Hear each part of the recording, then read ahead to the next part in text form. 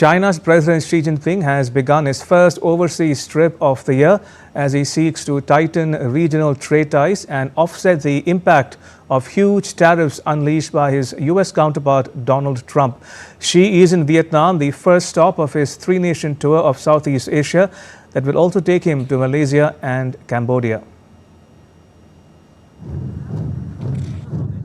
A line of well-wishers stood outside the Vietnamese capital's airport waving Chinese flags as China's Xi Jinping arrived in Hanoi for the start of a tour that Beijing says holds importance for the broader region.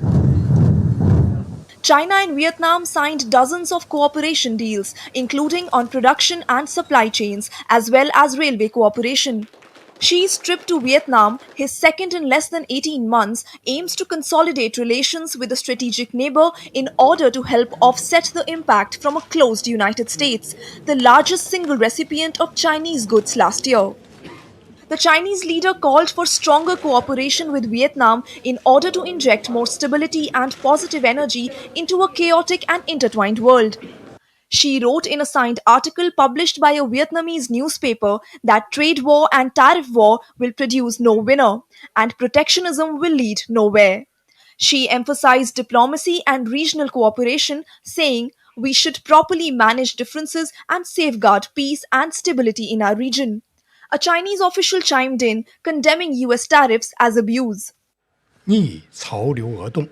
The US government has recently abused its tariffs worldwide, going against the trend. The move has not only been widely opposed by relevant countries, but also criticized and opposed by international organizations.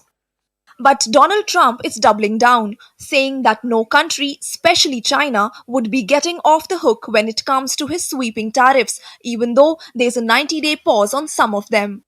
The tariffs will be in place in the not distant future because, as you know, like we did with steel, like we did with automobiles, like we did with aluminum, which are now fully on, we'll be doing that with semiconductors, with chips, and numerous other things.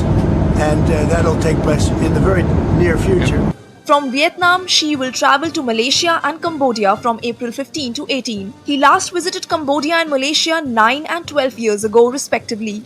With tensions high and markets on the edge, the trade war between the US and China shows no signs of abating, and markets may continue to witness extreme volatility in weeks ahead.